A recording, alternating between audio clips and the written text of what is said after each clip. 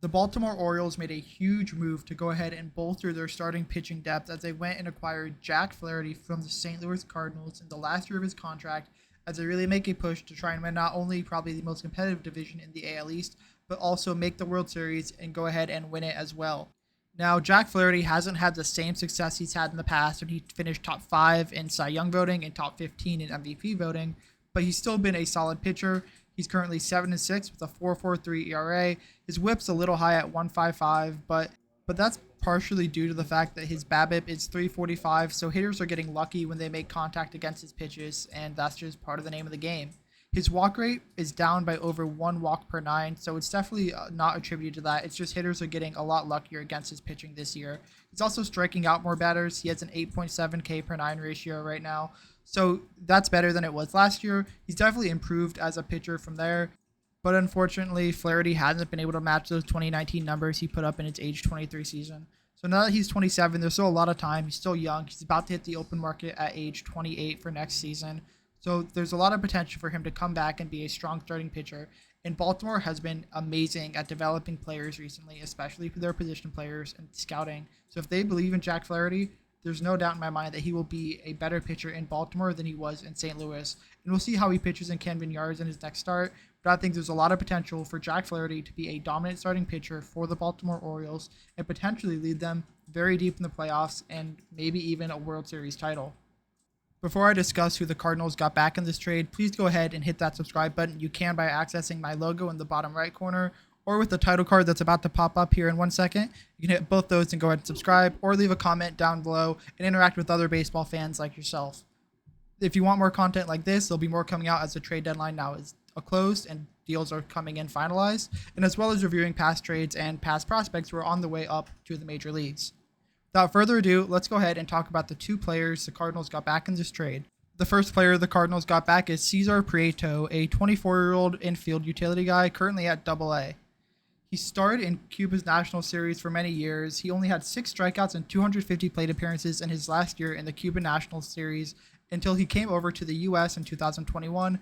He then played in an Olympic qualifier in Miami because the Tokyo Olympics were delayed and defected from Cuba, trying to go and stay in Tampa, Florida, and make his career as a baseball player here in the United States. His defection was pretty well documented. It was described in a Sports Illustrated article that I'll leave down in the description when you're done with this video. If you're interested, go ahead and click that. Now, since Cuba has had a lot of defectors come out recently and many top talent don't stay in Cuba for long, it was hard to really gauge what Prieto's hit value was because he wasn't facing elite pitching.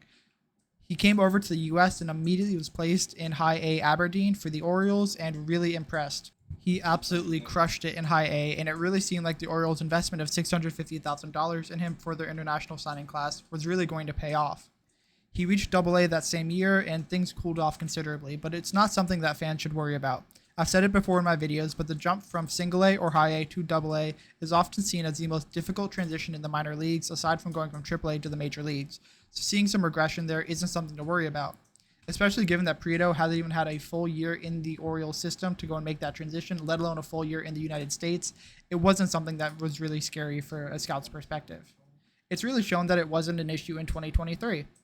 He's slashing 317, 365, 471, which is good for an 836 OPS, and he's only striking out 8.7% of the time, which is crazy. That really low strikeout rate has a lot to do with his very quick swing and contact-heavy approach. He likes to attack the strike zone and really does a good job of getting the bat to the ball. Even if it's not barreled up, he's able to make contact, foul off pitches, and extend the at-bat if he needs to. He tends to chase a little bit. He had a 36% chase rate in 2022, but that number has gone down significantly in 2023, and he's been able to refine himself, and he quickly got the promotion to AAA, and he's put up very good numbers there as well. Not as good as AA, which is to be expected, but he's hitting over 300 in AAA right now, and he could very easily see the call-up sometime at the end of this year or potentially the beginning of next year, and help out a Cardinals team that isn't going through a rebuild, but it's retooling for success in 2024. One comparison you see made is to Nick Madrigal, who was the 4th overall pick in the 2018 MLB draft, and someone I was very high on, and although he hasn't reached his potential, he's someone who I think can really unlock something with a potential change of scenery outside of Chicago. Both players are contact heavy and don't have a ton of pop in their bat, but could surprise you every once in a while, especially Prieto. He has a little bit more power than Madrigal will have, but that's something that's really only developed as he's came over and bulked up a little bit, We'll see how that translates to his game once he reaches the major leagues, but for now he could hit maybe 10 to 15 home runs a year if he really goes and tries to dig into that power a little bit more. But again, his approach is very contact based. He's not going to go and hit many triples or doubles. His speed's about average, maybe a little bit below average, so he's not going to leg out a triple unless something crazy happens, but he's going to make contact on the ball. His ability to make contact is going to help in the long run. A fly out to center field with a runner on third is better than a strikeout. Well, any outcome's better than a strikeout because nothing can happen on a strikeout. Obviously, a double or triple play is worse, but more good things can happen than bad when you put the ball in play. For Prieto, he's going to maintain that low strikeout rate. It'll obviously go up as he faces more advanced pitching, but it's going to stay low, and he'll be about a league average hitter, so it's nothing to worry about too much there. The Orioles have played him a lot at third base, but I really see him more as a second baseman. His defense at third is not above average, and I think he profiles better there. Although some scouts think that he can really improve his defensive abilities and might even be able to fill in at shortstop. Granted, not start and be an everyday shortstop, but if you have two injured shortstops and need someone to fill in, he has the athletic ability, but maybe not the range and natural shortstop instincts to be an everyday shortstop. But if you needed a stopgap, he could potentially play short. Prieto is definitely a solid prospect. I think he'll be up sometime near the beginning or middle of 2024, which fits exactly with what the timeline is. And with the trade away of Paul DeJong that just happened today, I think the Cardinals need another middle infielder, and Cesar Prieto fits that mold perfectly. He can cover if they need to DH Nolan Arenado or he gets hurt, and I think he'll be a pretty solid 7-8 hole hitter for a contending Cardinals team next year. And as he gains more major league experience and experience just facing professional pitching, he could work his way up the lineup and be a top of the order guy. The second player heading back to St. Louis in this deal is Drew Rom, a 23-year-old left-handed pitcher currently in AA and is also on the Orioles 40-man roster. He was just added, so he has 2 options remaining because this year will count as one of his option years. But he should be a solid player for the St. Louis Cardinals and someone who's going to make an impact on their roster, likely heading into next year. Their 4th-round pick in 2018, the Kentucky high schooler signed for the same price as Cesar Prieto out of Cuba in 2021, $650,000, and he performed pretty well in the minor leagues up until this year, where he has had a little bit more struggle in AAA than was initially anticipated. Granted, the Orioles still believe in him, which is why he was on the 40-man roster, but the Orioles do have a big roster crunch coming up, so it makes sense that they're trying to go ahead and trade away some of the talent that they have concentrated at the upper level of the minor leagues to go ahead, get that away so they can go and keep their 40-man roster, not have to cut anyone who would be normally worth keeping around and prospect pedigree in order to get value such as Jack Flaherty. Rom doesn't have a lot of pure stuff coming from his 3/4 arm slot, but he's really good at deceiving the batter, keeping the ball hidden until late, with a very quick arm action, and it's really hard for the batter to read, especially with his fastball, which we'll get to in a little bit. His slider acts more like a slurve than a true slider would, and he can vary the movement he wants on the pitch based on his location and the situation. So it's a plus slider or slurve, and he really can control it well. That can't really be said for his other pitches. Right now, he has a 4.8 walks per 9, so it's really not looking great in that regard. That level of control isn't even suited for a bullpen role in the major leagues. So if he wants to make it and stay in the major leagues, he needs to go ahead and lower that walk rate. And he has a very high ceiling, which we'll talk about in a minute. The only real thing holding him back is those control issues with his other pitches. And if he can master that, he can go and be a very effective starter in the major leagues. As of right now, Rom sits at 6'2", 170, so he has a lot of room to grow up and build strength. And that's part of the reason why his fastball isn't graded as highly as some of the other pitches that he currently has. Right now, it maxes out at around 92, and that's really a bad fastball velocity, especially for the major leagues. With that being said, it has a very high spin rate, and it stays a lot flatter than hitters normally expect, so he gets a lot of swing and misses, more than one would expect with the metrics that pitch has.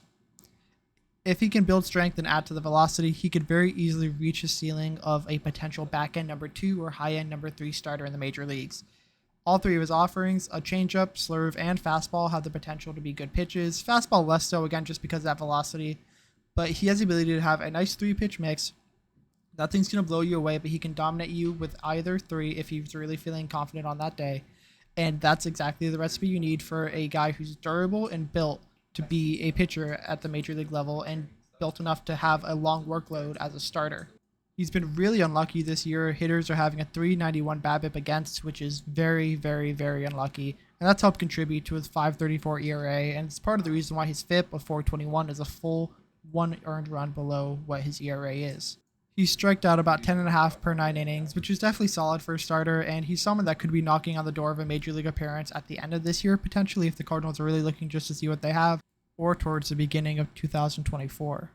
I'm normally pretty engrossed in prospect rankings, which is why when I saw Zack Showalter show up and I didn't immediately recognize the name, I went to my notes and it turns out I don't have a ton on him, which I always feel bad about because these players are obviously real people and they have a lot of depth and intrigue to them as prospects, or else they wouldn't have gotten traded.